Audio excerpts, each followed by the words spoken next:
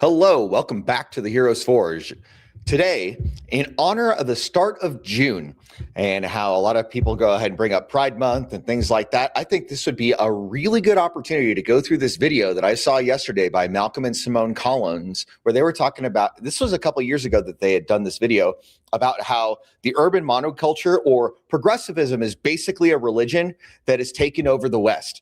And so I'm going to be reacting to that. And I think we're going to go ahead and come up with some good stuff. Add them to stage. And let's get started. I often say that the urban monoculture loves the LGBT community in the same way Hamas loves hospitals. It sets up the most imperious elements of its operation in the hearts of vulnerable communities to divert attacks against it to those communities, allowing it to claim the moral high ground. This can be seen in its tendency to use the rainbow flag to show conquest over institutions. After a mosque, synagogue, etc. has been conquered, they will hang this out front to direct anger away from the culprit of the cultural erasure and towards the LGBT community. Now, if you have fallen victim to their propaganda, you might be saying, oh, but what's the difference? I mean, the vast majority of gay people are progressives, right? 45% of gay men in the last election cycle voted for Donald Trump. Okay, so just to summarize real quick, what the central theme or the central thesis of this work is whenever, well, first of all, you've got an urban monoculture, which is basically cultural liberalism that is taking over most of the institutions in the West. And then when they do that, usually they'll plant the progressive flag on it to go ahead and claim a sense of victory, so that you don't look at the actual people that are implementing the progressivism, but you direct your anger toward the LGBT community, which is really interesting. So we'll continue. Like, no, it needs to redirect the anger at the LGBT community. It needs that the LGBT community as its loudest voices. And it's like, no, it doesn't. It controls our media. It controls our school system. It could use powerful people to be the scapegoat, but it doesn't. It uses the vulnerable members of its community to be the scapegoats, to be the biggest proponents of the most imperious aspects of the culture and the loudest proponents. You know, when you go on TikTok and you see the craziest ultra progressive viewpoints, they are people in these communities. Would you like to know more? The stage at which I can't feel my fingertips anymore. I love that you're the one who enforces this on the family, to be clear. I always say that you can indulge yourself when you want. I'm not enforcing this on the children. They say repeatedly, I love the cold. They prefer the cold. You are an amazing woman, Simone, and I appreciate how austerely you live, because it helps us stay focused on what matters, which is moving things forward. So just some clarification of who these people are. This, Malcolm and Simone Collins, they run the channel Based Camp, and I really like a lot of what they have to do. I have the original linked in the description below if you want to go ahead and check out the original. That way you can subscribe to them as well. Fantastic people. They live in like Pennsylvania or something like that, but they're really awesome people to go ahead and listen to, and they really think through stuff, which is great. Species during this particular time of challenges that we live in. And one of the biggest challenges was really made clear to me when we were talking to a reporter recently, and they were asking for more clarification on the urban monoculture, right? And it made me realize that one of the mistakes that people can make when dealing with the urban monoculture is to think that it has the similarities it has because it is true, but that is not the case. And so I'm actually going to start by reading my response to the reporter about the urban monoculture. Dive right in, friend.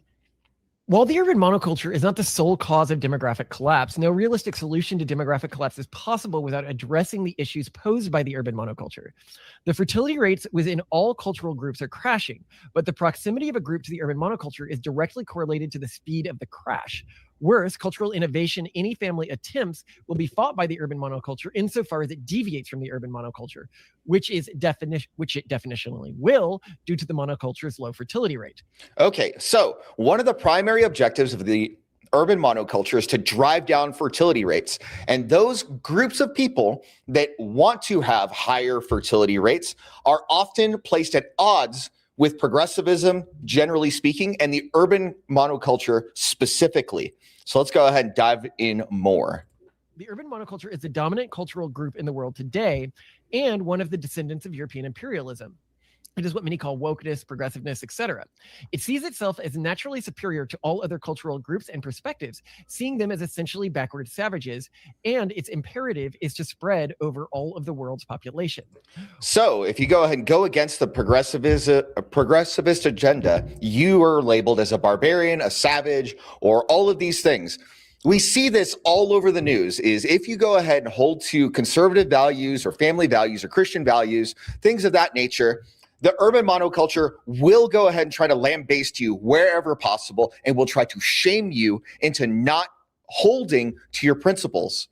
That's exactly what the deal is. And they go ahead and take the things that are right and they make them wrong. Oh, these guys have been together for a while. Let's go ahead and continue. What makes it hazardous is the urban monoculture has the lowest fertility rate of any cultural group in the world. As such, it only survives by parasitizing children from nearby demographically healthy cultural groups. Okay, so we see this all the time. So in order for you to go ahead and get more liberals, we know that generally speaking, people that are left of center have fewer children than people that are more conservative, generally speaking. So in order to get more liberals, a lot of times they have to convert them in school. We see this often in primary and secondary education. We see this in higher education. We see this in how aggressively they push the LGBTQ agenda and how they try to go ahead and get people from healthy, intact families and try to pull them to the side. And they really prey on those children that are also from broken families. So it's really interesting because they cannot replicate, like, two men can't replicate, two women can't replicate. So by their very nature, they are not replicable. So that ideology will die out as a matter of biology in terms of certainty. So they have to go ahead and convert people outside of their area in order to perpetuate themselves. Let's continue. Usually, these are conservative religious groups or importing families from geographically distant cultures and converting their children. This creates an existential problem in our society that I predict will be the core source of conflict over the next century. The dominant cultural group, the group that controls the school system and mass media, must attempt to convert children from neighboring cultures to keep its population numbers stable. Conversion targets of the urban monoculture naturally see the industrial conversion of their children as a threat. There are high fertility groups in every country, but they are all quote unquote weird, where weirdness is defined by cultural distance from the dominant cultural group in society, the urban. Yeah, absolutely. So when we go ahead and go around in society and we look at, you know what, I can go ahead and change my camera angle. We can do this. All right. So we can see that oftentimes we've got people that will say that, oh, if you have 5 or 6 kids, you're weird. Whereas the cultural norm for people that are progressives is to have 1 to 2 children max. So that gap, as wide as it is, causes people to think that they're weird for being different from what the urban monoculture would have you do. Monoculture. These groups look like weird secular religions like our family has, ultra-Orthodox Jews, quiverfuls, tradcasts, etc. The problem is, even if the urban monoculture wanted to stop its industrial conversion system, it couldn't. If it did, its population would quickly collapse and it would lose the political and bureaucratic power it has used to subjugate its neighbors, who are at this point very angry. It has proverbially caught the tiger by the tail. The longer it holds the tiger, the angrier the tiger gets. But if it lets go, things will get bloody. Political parties around the world are beginning to drift into 2 factions, one representing the urban monoculture and its goal of cultural genocide, and the other representing a diverse alliance of those attempting intergenerational preservation of their cultural identity. Right. So you got people that are espousing a viewpoint that cannot replicate itself, cannot self-perpetuate, and you're pitting them against people that are seeking to directly improve the lot of the lives of generations beyond them. So, for instance, generally speaking, I think that most conservative parents are looking to establish the conditions so that their children can have a better time of life than they had growing up, right? And then, so I have the same thing going on with my kids. I want my kids to have a better life than I did. And I think most parents have this similar thought process, whereas people in the urban monoculture, they have no real care for that because they don't have the ability to self-replicate anyway. They just have to go ahead and draw from existing cultures or import from external cultures, like we see with rampant open door immigration in our country. As to what the urban monoculture is, it can be hard to explain because once one converts, unlike other cultures, it does not demand they identify as a member. They just have to adopt its perspectives, values, practices, morality, ideology, and cosmology. To understand this. Yeah, so it's important to recognize that it isn't like its own separate religion, like exactly. But the thing is, so long as you agree with all their major cultural positions, all their major policy prescriptions, all of their prescriptive habits and all of that, then you're part of the club. And it doesn't matter what you identify as other than that. Like you could be a quote unquote practicing Christian. And as long as you believe in gay marriage and all this other stuff, then hey, you're all good by them. But if you're a conservative and you don't believe in these things that they're trying to push off on kids and push off on families, then you are the enemy to them. In practice, ask an ultra-progressive Jew, Muslim, Catholic, feminist, etc., what their views are on gender, relationships, the nature of the universe, morality, sexuality, marriage, our relation to the environment, etc., and you will get nearly identical answers. Were you to pose the same question to a conservative Jew, Muslim, Catholic, feminist, you would get wildly different answers to each question. I would also note here that the convergent position of the urban monoculture is not due to quote unquote science, will regularly ignore science when it conflicts with the culture's canon just as quickly and aggressively as religious extremists do. Yeah, so this is really interesting because you can see this in things like crime statistics. You can see this in like global warming and things of that nature. They'll say, trust the science until the science is inconvenient with their political aims. And then all of a sudden they're like, oh, don't worry about the science. You need to go and worry about this science. Don't worry about what the data says otherwise. Don't worry about that. That's not the important part. So they have this innate distrust of science unless it confirms their own biases. Very straightforward stuff. Hey, how's it going, yellow-pilled programmer? Good to see you. I'm going to go further here because it was actually this last point that I really want to expand upon. Many people, when they look at the convergent beliefs that you have among progressive Catholics or progressive Jews or progressive Muslims, they say these convergent beliefs are just science, right? And it very clearly is not true. It's not true in the field of genetics. It's not true in the field of demography. And I wanted to pull up a few instances of this that we've seen recently. So one I wanted to share with you is this insane graph that about 70% of liberal 12th grade girls believe women are discriminated against in getting a college education, despite the fact that women attain more bachelor's, master's, and PhD degrees than men. So take that in.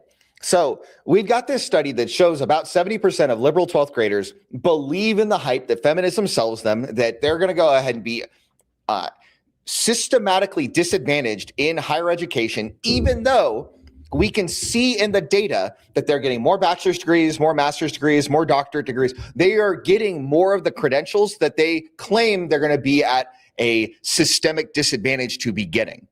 Completely wild how the propaganda is so detached from reality. Literally 11 times. So 11,000% more women's only scholarship than men's only scholarships in the US. The level of distortion to reality you have to believe this. Well, you just look at rates of college graduation and attendance, male to female. There is an obvious skew. Yeah. Well, and it's something we see with demographic stuff. You know, we'll talk with reporters about demographic stuff, and they'll say, demographers say this isn't an issue. You cannot predict this stuff long term. I'm like, but you literally can. I can ask the younger generation how many kids they plan to have. I can look at trailing indicators like rates of religiosity. I can look at every aspect of data we have, and it says it's going to get worse over time. I can look. Yeah, like if you go ahead and see who's entering professions like law, right? So if you've got 80% of new lawyers are women, in 20 years, the legal profession is going to be dominated by women. That's just how demographics work.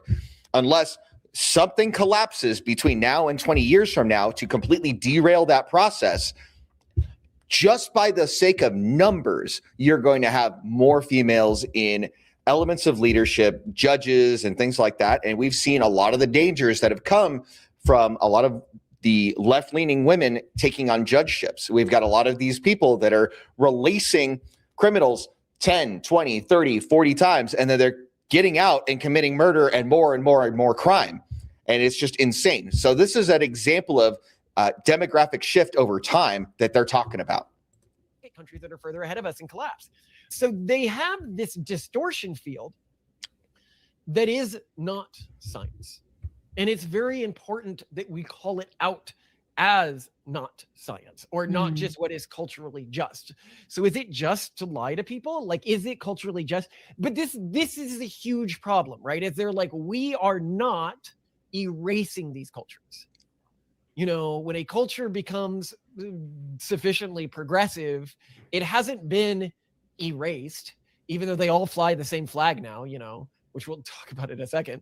You know, I go to an ultra-progressive mosque, and I go to an ultra-progressive church, and I go to an ultra-progressive synagogue. They'll have the same flag in front of every one of these churches. You know, they're like, oh, well, that's just an interesting coincidence. You know, they are trying to protect a vulnerable group. And I'm like, well, there's lots of vulnerable groups in society. Why are they all converging around the same vulnerable group in terms of the flags that they're flying? Which goes to something that I often say. Because it's really easy to plant a flag and to have it be a representation of a movement. And so that's why they do that. They go ahead and basically take over an institution, get the protection and provision from that overarching institution, and then they claim it as their own. That's the deal. And that's why we go ahead and have Pride Month and have all this stuff coming out where all of a sudden everybody in the US, all of these companies are going to be putting out their Pride, you know, kind of stuff for June. But do you see that in the Middle East? No, of course you don't see that in the Middle East, because they're trying to capture the West is really what the deal is. And so we need to actively resist these things as a part of our everyday life. Which is the urban monoculture loves the LGBT community in the same way Hamas loves hospitals, which is to say they are using this community, in a community that is in some ways genuinely vulnerable, to redirect anger that would otherwise be pointed at the larger problem, which is the urban monoculture, towards a discriminated subgroup. And then they use that misdirection and the danger that they cause to individuals of that subgroup through their blatant proselytization and attempts to deconvert children using our education system and mass media to anger against this one specific subset of the population. No, that's really important, that though we have this progressive agenda that basically has its tendrils in most of the major centers of power in the United States and in the West, media, the school system, a lot of levers of power are already controlled by the progressives. And so they are actively working to convert children that are not from progressive families into their culture so that they can replicate by taking other people, which is why it's a parasitic kind of relationship, as opposed to more conservative people where they will just have more kids. And that's the way that they perpetuate their culture, is by having children and inculcating the children with the culture of the parents. And so this is a very different kind of thing. And what's interesting about the progressives is they will go ahead and use the LGBT community kind of as a shield so that people don't look at the levers of power in the first place and call into question their authenticity, their authority, and things of that nature. But instead, we're going to go ahead and scapegoat the LGBTQ community because it's really easy to make them look bad. Which, to be honest, I don't even know. Like, do most gay men even still support Democrats? I could look this up. Well, I'll look it up after and edit in editing. I called it. 45% of gay men in the last election cycle voted for Trump over Biden, and 51% voted for Biden. So it's basically half and half about now, and I suspect it's going to flip in the next election cycle or the one after that. But yeah, I think they do pretty overwhelmingly. Then there's just like the Lincoln Republicans, and that's it. Just to clarify, it turns out her intuition was wrong, and that it's about half and half right now, and likely moving towards majority Republican in the next cycle. And I'd also remind our audience of this, any of you who are right-leaning and maybe underestimate just how much the gay community votes Republican, or how amenable they are to joining the Republican Party in mass, at least gay men. So it's really best to not antagonize them, because they really are on our side, and they are not the same in terms of these far crazy, far left, extremist trans activists and stuff like that. Most gay men are very similar to your average Republican. So that's really important to recognize is there's a big difference between the really far left progressives in that LGBTQ community, like the trans stuff and all the like, hey, let's go ahead and shove drag queen story hour into first grade education and things of that nature. That is one group of people. And then other groups of people are just kind of content to live, and they want a good set of rules that can govern society in such a way that everybody can flourish as best as possible. And I think for the most part, you see that on the part of conservatives, and you see that less so on the part of the urban monoculture and things like that, just because the rules as they are do not lend to them continuing to perpetuate themselves. And they understand that they're going to be dealing with a demographic collapse that will be very dangerous to their worldview generations down the road. It's the level to which they've basically been able to pull the wool over society's eyes. Yeah. Like, and as we pointed out in the studies done on, for example, like they'll take another discriminated group that they'll elevate to a stupid degree, to a degree that it hurts the community, like the Black community. If you look at areas where Democrats have been in control for longer, the Hispanic groups and Black groups have larger distances in contrasted in both earnings and scores on tests when contrasted with the white population. So the policies that are being implemented by progressives are hurting these disadvantaged communities. And this is really obvious in the data. Which is crazy, because they were going to go ahead and say, oh, well, we'd be disadvantaged if we're with the white people. But the thing is, if you see the results, being in a cohesive area where there are solid rules, there's law, there's order, all of this stuff is well entrenched and acted upon and enacted. These are things that lead to better outcomes for society. And this is just another example, is when you go ahead and end up with these progressive strongholds with progressive like school systems and things like that, they're going to end up with worse and worse results. And if you care about the future of children and whether they're going to be, able to support themselves, or if they're going to end up being like just on the public dole, if you have any concern for the results of your behaviors, you're going to determine what sets of rules and guidelines are best to lead to the best outcomes. And unfortunately, progressives don't seem to really care about that. They just care about the most freedom, the least, surface level harm for the most amount of people, so they say. In other words, like statistically speaking, and we're not saying necessarily there's causation, but if I were a minority in the United States, I would rather be in a Republican-dominated area, a conservative area, because you will do better and your kids will do better. Exactly. With the local white population. Which is wild, because you assume that, of course, all democratic progressive policies are meant to, at first and foremost, favor and help minorities and those in need.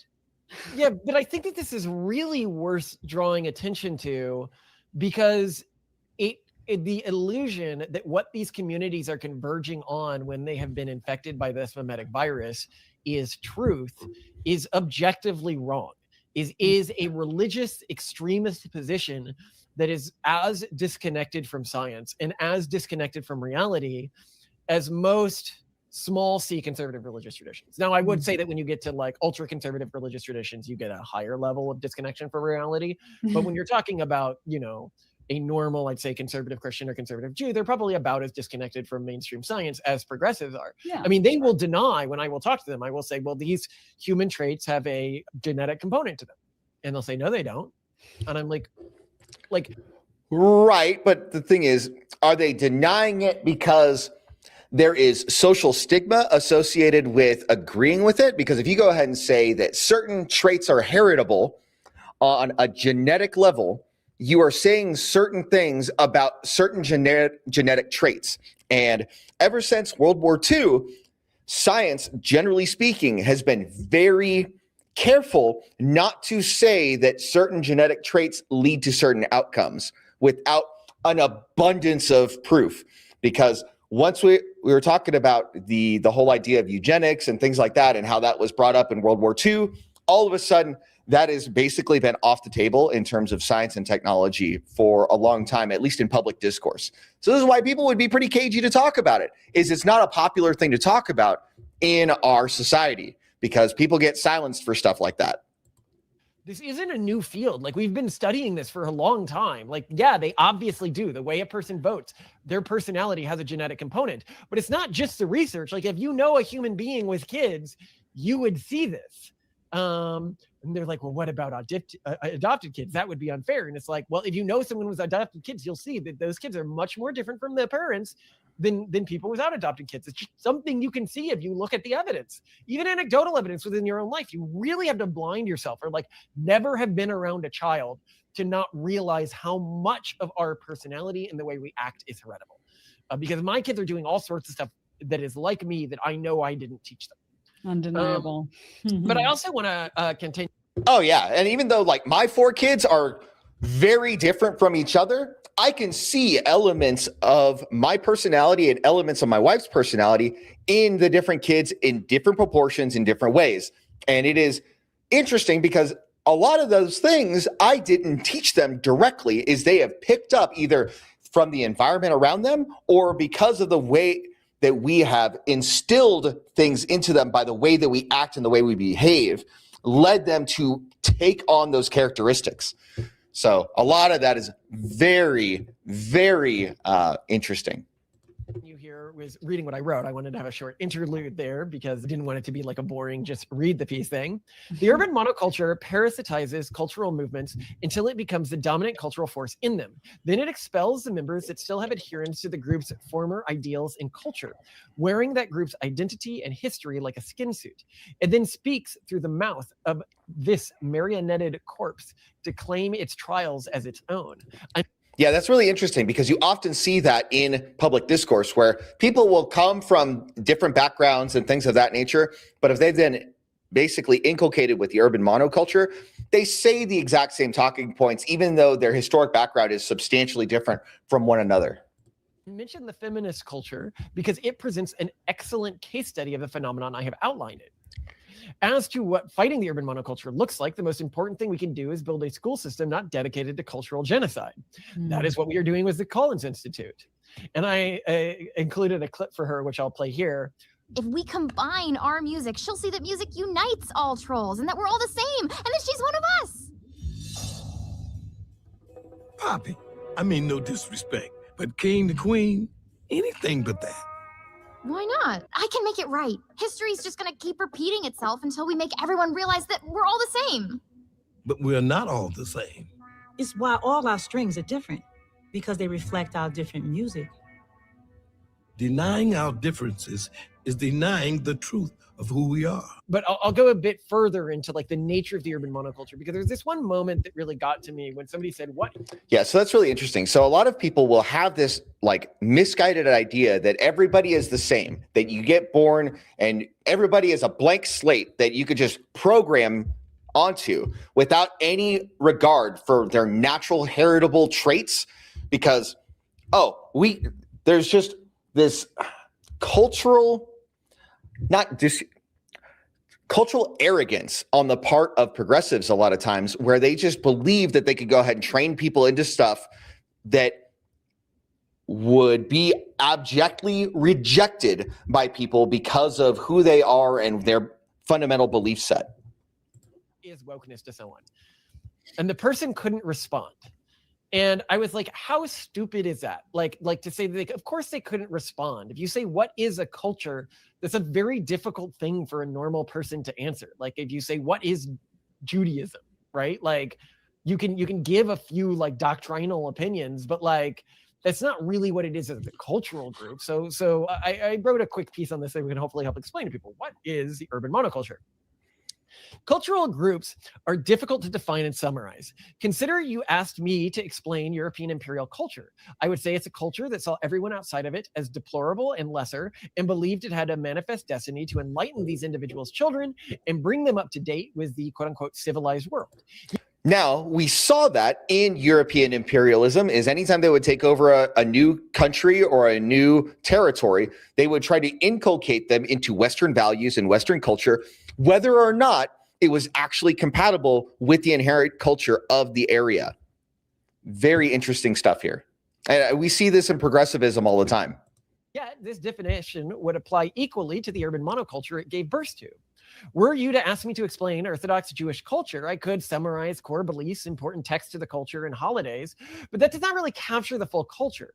For example, Jews 1,000 years ago would appear the same as Jews today if I used that explanation, but culturally they are extremely different. For that reason, I find the best way to describe a cultural group that is to For that reason, I find the best way to describe a cultural group is to describe its evolutionary history. In the case of the urban monoculture, that is something we explore at length in the Pragmatist Guide to Crafting Religion, which we would argue it is something of a mimetic supervirus that evolved out of Hicksite Quakerism. The urban monoculture's belief system is most heavily defined by the belief the goal of society is to remove as much in the moment emotional pain as possible, and thus it is a negative utilitarian in structure. However, that's interesting because that's often what you see from the progressive left is not a concern for second and third order effects, but an overwhelming concern about how people feel right this second. And if people feel bad right now, it's a bad thing, as opposed to looking at, hey, what are the second and third order effects of our decision making and our policies and things of that nature, and then being willing to deal with the consequences of that. It's kind of like working out. If you go ahead and work out, yeah, if you haven't been doing it for a while, you're going to be really sore if you gave yourself a workout. Now, a lot of leftists, if you were to take that idea of the soreness and the pain, and you would say, oh, well, it's sore and painful, you shouldn't work out. Therefore, people shouldn't work out.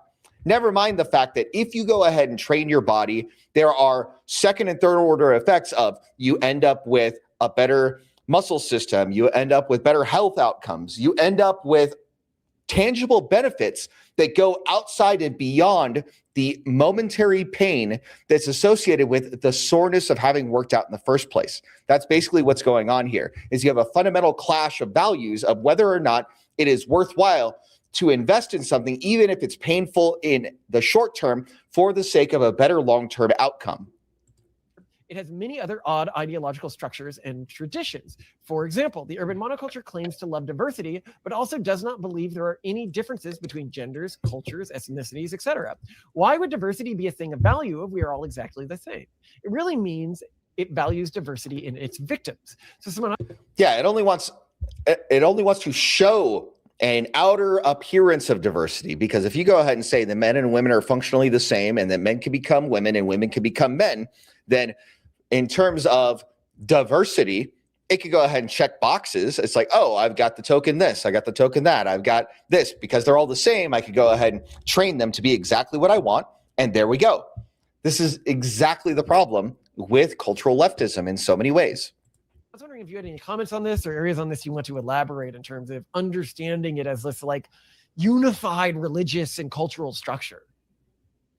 Yeah, I mean, I appreciate your highlighting it. And I think the important thing is I grew up in this culture, right? And I always remember thinking how crazy people outside of this cultural group were for not trusting the science and not believing in science.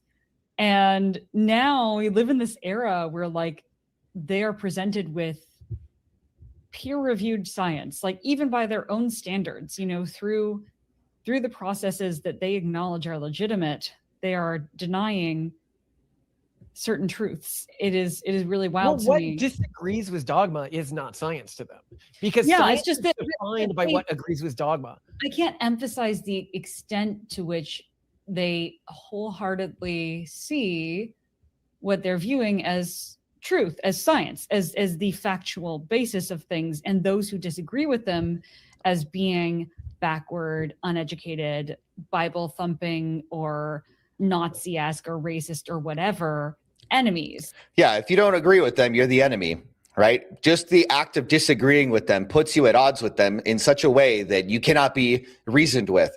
This is really funny because if we try to engage in good faith with people a lot of times, I find that people in our culture nowadays seem to have a hard time of disagreeing without being disagreeable. For example, I have friends that I have disagreements with on a fairly regular basis on a litany of topics. But we can be gentlemanly and we can be congenial and understand that we have more in common that we can go ahead and fight together on than we do in terms of difference. And because we can go ahead and band together on the things that we can unite around, that is for the common good of our friendship, that we can go ahead and set aside petty differences and fight for the things that matter. And it is the ignorance of their enemies that makes them so evil and dangerous.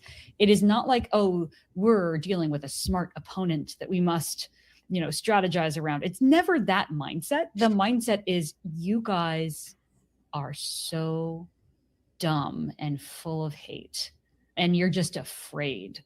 And that— But is that not the way that Imperial Europe saw the communities it was contacting?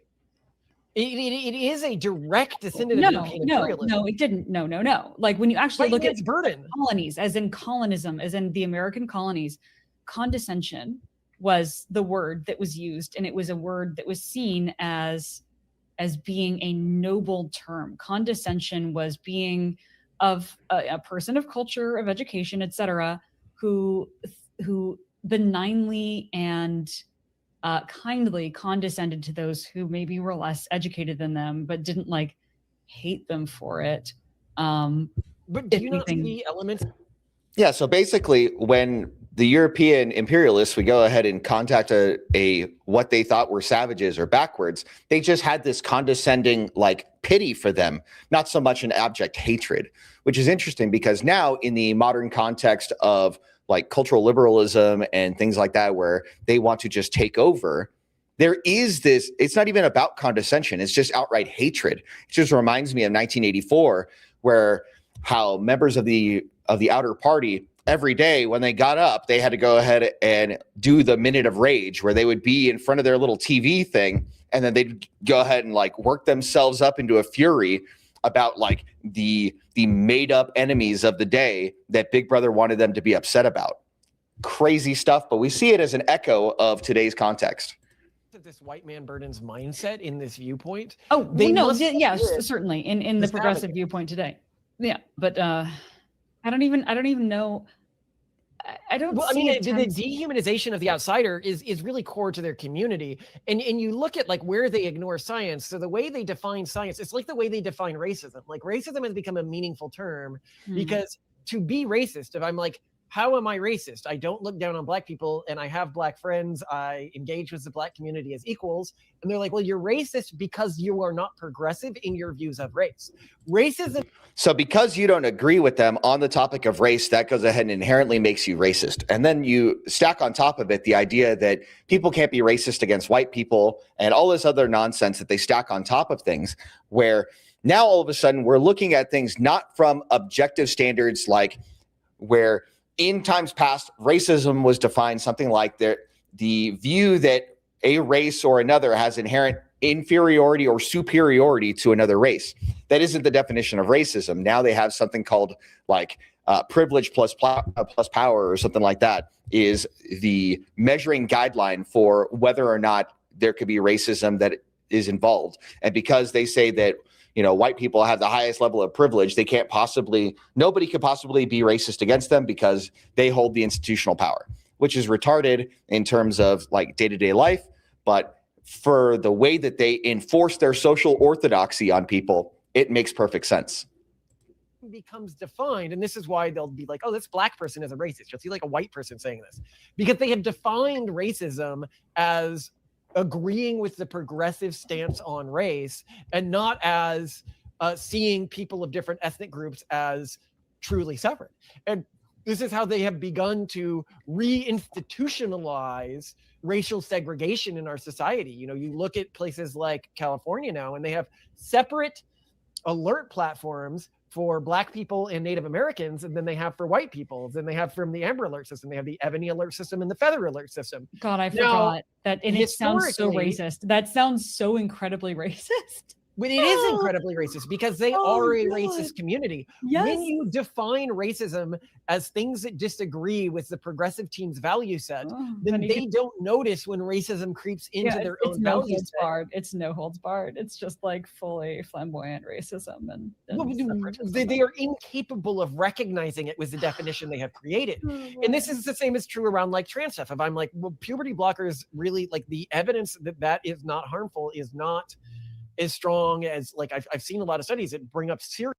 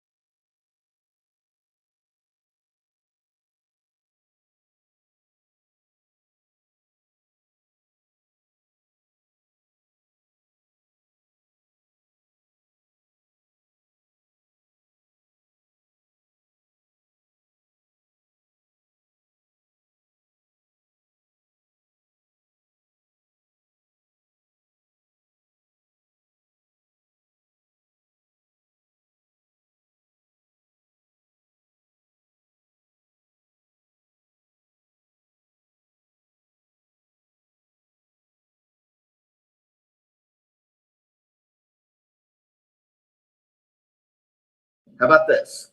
Can we hear now? All right, that's a little bit different. All right, so there's that. Let's go ahead and add back to stage. Wow, okay. That was crazy that my system decided to just like throw up all over itself. Awful. All right, back to it. So let's see. Here we go. Let's go back. I went ahead and was talking about puberty blockers and how there was an issue with how 2 years ago is when they had recorded this, and already the studies were negative in terms of the effects of it. And then the studies have continued to come out showing how much of a negative effect there are in terms of that is concerned. So it's really interesting to see how that goes. Let's continue with the video. Serious concerns about the puberty blockers, and they're like, but it isn't science because it disagrees with what we want. Like, science is defined by what they want. And this creates a problem in outsiders trusting them, because as soon as you see this and you realize that science may align with something that progressives wants, like global warming or something like that, there's really no reason to trust the data. Because even if global warming was not happening, they would be saying all of the exact same things they're saying about global warming, because it gives.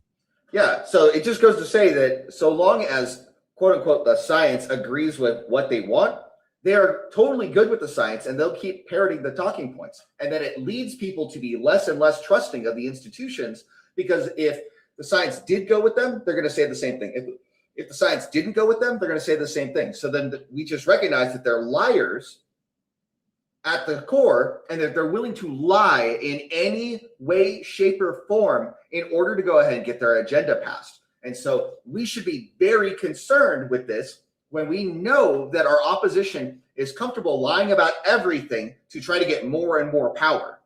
And that is exactly why we need to be on the watch for these things, especially in our own families. We need to go ahead and make sure that our kids are well taken care of and things like that, because otherwise, they're going to come for our kids, just like we saw with the whole trans thing, is they actively try to convert these children instead of just letting them be, because they're going to eventually grow out of a lot of these things that are going on in our culture. Let's continue. More state power and stuff like that. And it's really hard to believe that global warming is happening as a conservative when you see them, the progressives, the Green Party in Germany, shutting down the nuclear power plants with no viable alternative and just creating more carbon.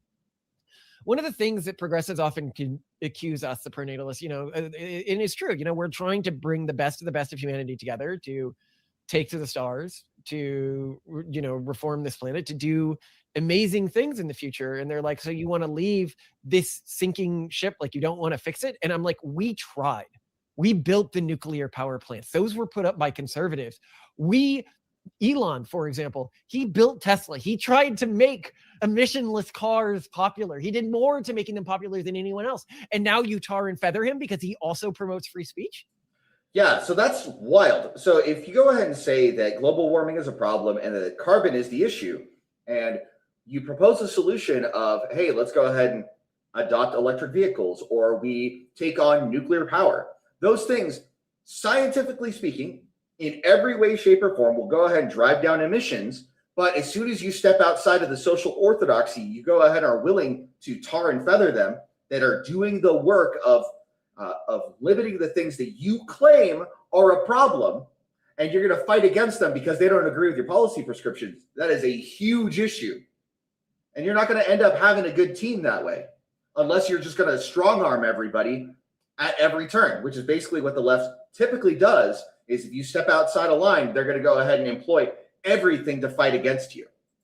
Because that is out of control. Because free speech is an existential threat to people who control information in a society. If one cultural group controls mass media and they control the school system, then of course freedom of speech is an existentially threatening idea to them, because they can't have a free market of ideas where people can point out the things that we're pointing out, where truth becomes a danger to them. So that's something to be said. If people are trying to silence you and your opinion, and you have the facts behind you, you need to be paying attention to why they're trying to silence you. Chances are the things that you're saying are inconvenient to them. Now, if the things that you are saying are untrue, or there is no foundational basis for that, that can be worked out in the marketplace of ideas and things of that nature. But if the things that you are saying are just inconvenient to them, they're going to try to shut you up. And that's just how it works. If they try to control the flow of information in society, they have a vested interest in shutting you up, because you will stand for truth and not stand for whatever they try to feed you. Let's continue. Well, so, okay, if we're saying that this form of toxic progressivism is a virus, if we're saying that this form of toxic progressivism is a religion, does that change the tactics that people should use to defend themselves from it, address it? The analogy I use is it's a religion in the same way that contagious canine venereal cancer, so canines have a type of cancer that's contagious, is a dog. It is a parasitic cancer that evolved out of a religion, but it is not a religion. It doesn't have. Well, what's interesting is there are a few things that it has that would help you to look at it like a religion. Like, for example, it's got doctrines, it's got orthodoxy, it's got the ability to enforce standards on its own people. It has got essential rituals. It's got essential guidelines. It has got participatory nature to it. It has got its idols that it provides worship to. These are things that parasitic leftism and the urban monoculture have that is similar to a religion. All of the code it needs as a cultural group to sustain itself. It absolutely can only survive through cultural parasitism. It can only survive by taking the children of other people, because it lacks the cultural DNA that motivates reproduction and self-sacrifice, which I actually talk about. Oh, that is true, because they're unwilling to fight for something that they're not going to personally benefit from. Whereas people that are typically more conservative or more religious will absolutely be willing to plant a tree whose shade they're not going to enjoy for the sake of bettering future generations. And so when we look at parasitic leftism, all they can do is convert the healthy or the unhealthy members of other groups, because they don't really have the means of perpetuating themselves. The people that are in progressive leftism have much lower birth rates than people on the right, for example. But a bit later in this piece, not a piece, but like email I sent, which I was like, okay, I should probably share this. It also has an ethnic, sexual, and gender-based dominance hierarchy bordering on a caste system, whereby the status of each of these traits is determined by the perceived traits' impact on the status in the plurality of neighboring cultures. This provides differential pressure for individuals with these traits to convert and loudly proselytize the more bizarre and nonsensical elements of the monoculture. I often say... So this is kind of like the idea of You have the oppression Olympics, where you have people that have more disadvantages are at the top of the hierarchy, and then people that have the most advantages are at the bottom of the hierarchy from their perspective. And so we're going to go ahead and say that there is this huge amount of love for certain disadvantaged groups because they meet so many of the check boxes at the same time that they get thrust up as like this paragon of things that we should look at. And then those groups, like the LGBT group, they can go ahead and do more and more ridiculous things and not face social stigma and social shame from the leftists. Like they can go ahead and dress like complete ridiculous people out in public and go and insert themselves into public education, like through the whole like drag queen story hour kind of thing. And people look at it and go, wow, that's so brave and so stunning. Whereas people on the right are like, what are you doing to our children? Get them away from my kids. And then all of a sudden you got people on the left going, oh, why are you trying to take the kids away from this? Why are you shaming us for doing these things? We're protecting this group of people. Same kind of thing. It's ridiculous. The urban monoculture loves the LGBT community in the same way Hamas loves hospitals. It sets up the most imperious elements of its operation in the hearts of vulnerable communities to divert attacks against it to those communities, allowing it to claim the moral high ground. Oh, absolutely. So this reminds me of Hamas when they would go ahead and they would put their headquarters under a hospital so that if somebody would go ahead and attack the hospital because they're trying to get at the valid military target underneath the hospital, all of a sudden now you have the power of shame and moral high ground to say, oh, look, they're attacking hospitals. They shouldn't be doing that. Never mind, are they using people as human shields along the way? They're being cowardly, but then they're using institutions that are inherently protected as a shield to do all the nefarious stuff. It's the same way with a lot of this LGBT stuff is they go ahead and go into an institution and they are shielded as a minority victim group. And then all of a sudden, anything they do has like this implicit social check where they're like, oh, okay, yeah, anything they want to do is fine. But I think that nowadays people are waking up to that and they're not willing to give a free ride to that kind of thing anymore. And I think it is the right thing to challenge them whenever possible. This can be seen in its tendency to use the rainbow flag to show conquest over institutions. After a mosque, synagogue, etc. has been conquered, they will hang this out front to direct anger away from the culprit of the cultural erasure and towards the LGBT community. And I would remind listeners here again that 45% of gay men voted for Donald Trump in the last election cycle. It's like bull baiting with a red flag to get the bull to attack the wrong location. Or even more hilariously, they've dressed a child all up in red and let him run around the ring with the bull chasing him so that they can merrily pick it off while it's distracted. Again, I need to be clear. There is no agency or plan in any of this here. These are all just culturally evolved mechanisms. The iteration of the culture that did this outcompeted the ones that actually tried to protect these communities. Yeah, so it makes sense that if you're going to go ahead and criticize members of the LGBT community, is you're going to go ahead and criticize very specific things that you see and go after those things. Like when they're trying to actively convert your kids to be trans, like that's a thing to actively fight against. And that's the thing that for years they've been like trying to get done in a sneaky way where like there's been laws passed in California and things like that where they don't have to tell the parents that they're going to be doing these things to their children and they're going to be giving the children these kinds of things. And that is wildly disrespectful. But if you are like the leftist progressive, you believe the children belong to the state. You don't believe that the children actually belong to the parents.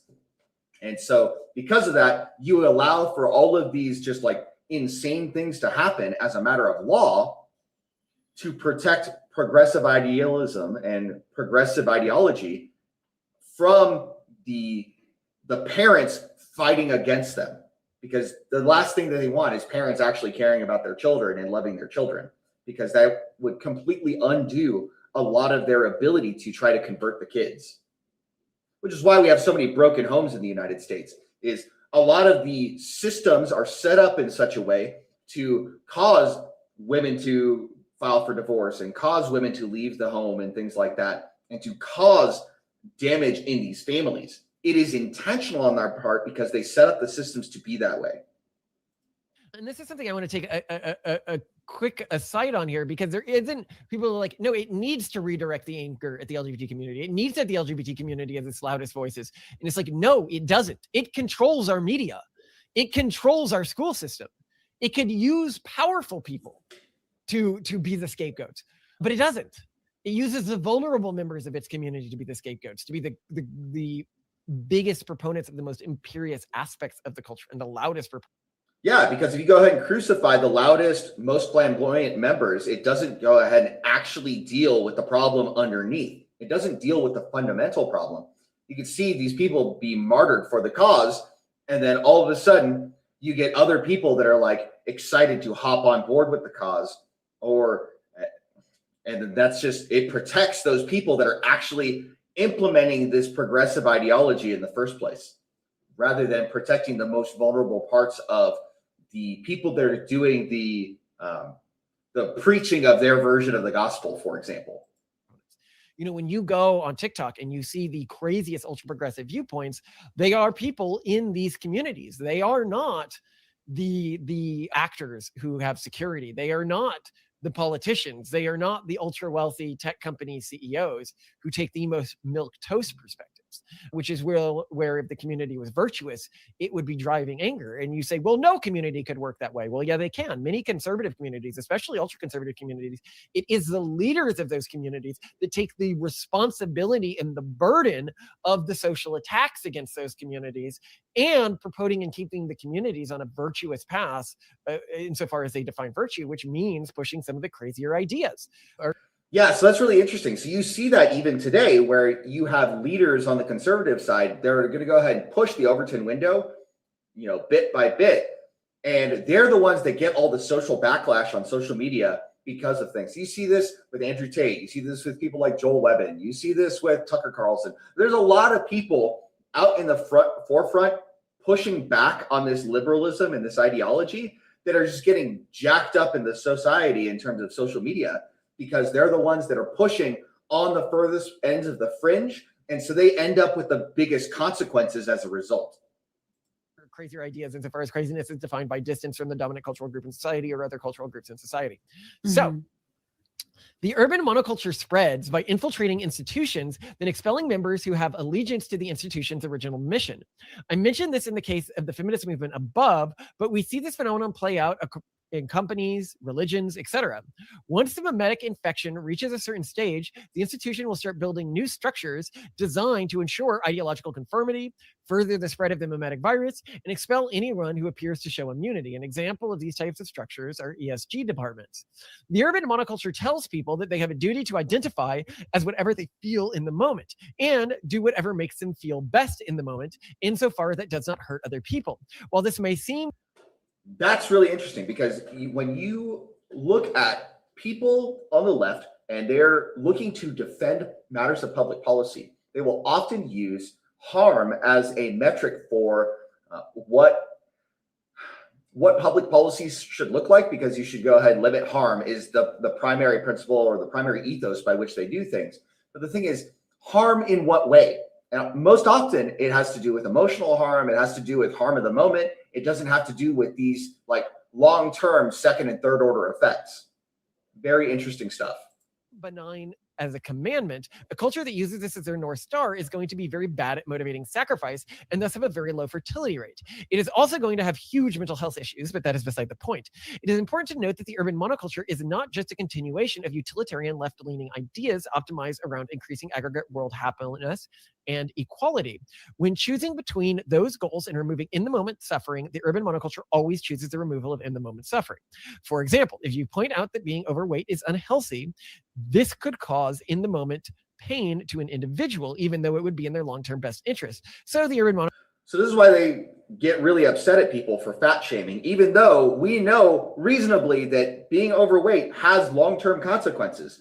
You end up with higher incidence rates of things like diabetes and heart disease and high cholesterol and other things like that.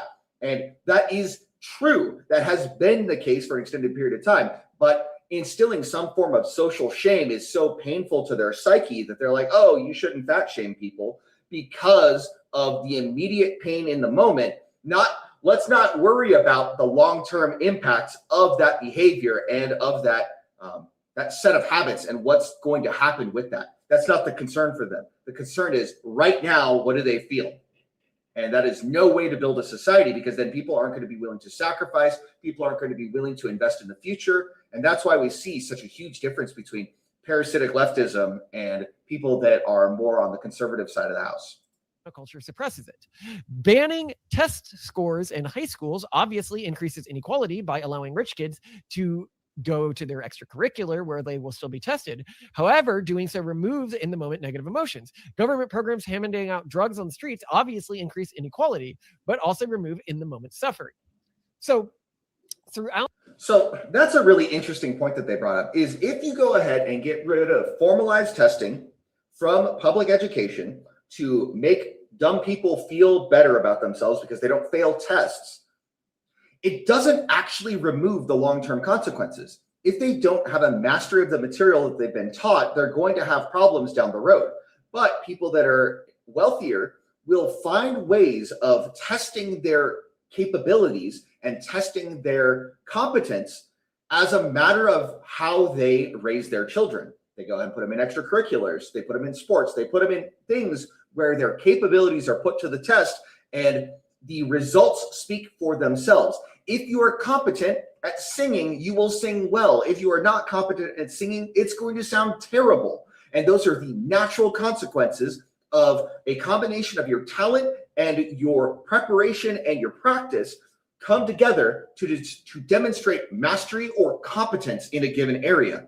And so when we go ahead and remove the sting of defeat from people in order to help them feel good in the moment, you remove their ability to recognize the sting of failure as a symptom and a sign for them to do better in other areas. That's the difference. It's really important to know that this is not the progressive culture you grew up with. It borrowed some of those elements. And I think a lot of people who haven't been targeted yet by the urban monoculture yet don't realize how much it's changed. Yeah, I think that is probably the vast majority of people who still identify as progressives and then unknowingly support progressive policies, is they did grow up with this more sane version and they don't realize how insane it's gotten. And yeah, you're probably totally spot on. Which is to say that we're not saying, like, it's actually a very small minority that's gone off the rails, but they have all the positions of power. Yes. And they have been able to utilize those positions of power to transform our society in a direction that hurts the very groups that they claim to want to protect. And they're small and they're loud. They are the loudest element. And so they have an outsized voice compared to how many people they actually represent as a whole. Like, when we go ahead and see, like in TV shows and video games, and there's this insistence on representation, for example, and we say, well, every movie has to have a token this and a token that, and you only have room for 10 people on the cast of major characters, and you say at least one of them has to be LGBTQ, and at least one of them has to be specifically trans, and one of them has to be specifically disabled. Well, if we look at the number of people that are actually trans in the United States, it is far less than the 10% that they would be representing in that cast of 10 characters. So just wild stuff here. You can see this in the data, as I've said. And so I want to be clear here, right? Like, a lot of people, they'll come to me and they go, no, this is only the extremists who believe those things. I am a progressive and I define progressive beliefs by what I believe, right? Because I identify as a progressive. And when I say, well, those aren't really progressive beliefs anymore. Those are actually much closer to conservative beliefs today. Mm-hmm. Yeah, but no one, when we say that, believes us. Yeah, it just reminds me of the meme where you have the moderate, and then you got the person on the left, and you got the person on the right, and then the person on the left just keeps going further and further left to the point where the moderate looks like he's close to the right. That just goes to show just how much denigration has happened on that side of the aisle, politically speaking. They don't believe us because they haven't been targeted yet. And then I constantly see the same story playing out again and again. They see something in their company or something like that they thought was reasonable because they hadn't had to be in a bureaucratic environment that was dominated by this new cultural group yet, you know? Well, and you see this with Blocked and Reported. You see this with the free press. There is this new class of elite progressive that is now seen as like heterodox or even sometimes labeled by the establishment as conservative merely because they have been like, wait, no, this is crazy. But they still maintain their progressive stances of the days of yore, which is to say like what traditionally progressivism was rather than off the rails insanity that it is now, right? And I think that it's easy to see when you're a progressive to dehumanize your enemies when you do not look for disconfirming evidence of the stuff they're telling you. It's easy to, like, a great example of this is the Don't Say Gay bill, for example, right? Like when I point out the conservatives haven't really done that much that's really homophobic in a while. They're like, what about the Don't Say Gay bill? And I'm like, actually, I know one of the people who wrote that bill. And the number one progressive complaint that people could use that bill to get a teacher fired for being gay or telling her students that she's gay, literally that was in like the language when the bill was first written could have been used to do that. But the conservatives within the conservative movement read it and they said, oh, we need to take that language out so that it is only the teaching of sexuality to children, not like an individual's identity, not their home. Yeah, so they were smart to go ahead and take that piece out of the bill so that it wasn't able to be used as a weapon. But because it was in a first draft, people on the left still go ahead and use it as a tool or as a weapon as if it is actually the case when that language was stripped out of the bill before it got passed. Home life, not them even mentioning these things to students. It's only the teaching of sexuality that we want to prevent or like specific sexual acts to students. And yet progressives, they don't know this. They don't believe this because it's hidden from them in their media. The conservative movement has significantly moderated its views on these issues. And in them using things like the LGBT community as their scapegoat constantly, the progressives using it, they are reigniting genuine animosity within the conservative party that when conservatives end up replacing them, which they will eventually, it's just demographics, is going to be very, very bad for people with those traits who we do not want to see come to harm due to the short-sightedness of these fraudsters that are claiming to represent them. And yeah, so they go ahead and basically use them as a tool to enact policy. And then when inevitably things are going to collapse because they can't perpetuate themselves, then these people that have depended on the progressive left to protect them this whole time, they won't have that shield of protection to do all the insane stuff that they had been doing. And then they end up getting tried for the insane stuff that they were doing. It's just one of those things due to statutes of limitations and other things. It's pretty wild.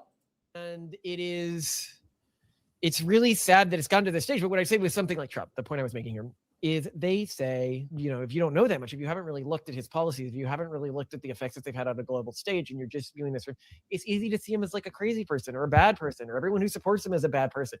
But when you really engage with it, even claims around things like that the election might have had some issues, when you really genuinely engage with it, instead of just spout talking points, you can see how a well-meaning, intelligent person could come to that perspective.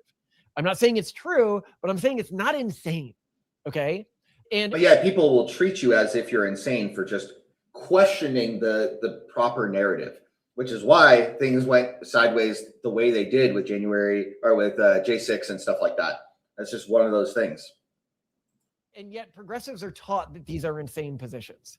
And it is going to lead. Well, it's not an insane position when their candidate loses an election, but then there was definitely some form of election tampering. But it's going to lead to them doing more and more blazingly anti-democratic things as they dehumanize their opponents. And eventually, this is going to lead to something like a civil war. If they keep this up, if they brazenly continue to continue to use other families and other cultural groups to supply their population, e.g. parasitize their children using the educational system they employ. Well, if you can't understand why people are existentially angry about that and why that's going to cause problems in the long term, I don't know how to communicate. Like, we are trying to defuse a situation that is going to end with you, the progressive group, suffering because you have. Yeah, that's really interesting because so this was, a couple of years ago they had done this, and this sounds so familiar to things that are going on in Britain and Europe right now, where there is so much animosity towards a lot of the immigrants that have come in and caused a lot of crime and stuff like that in their areas, where now people are banding together and be like, no, we're done with this.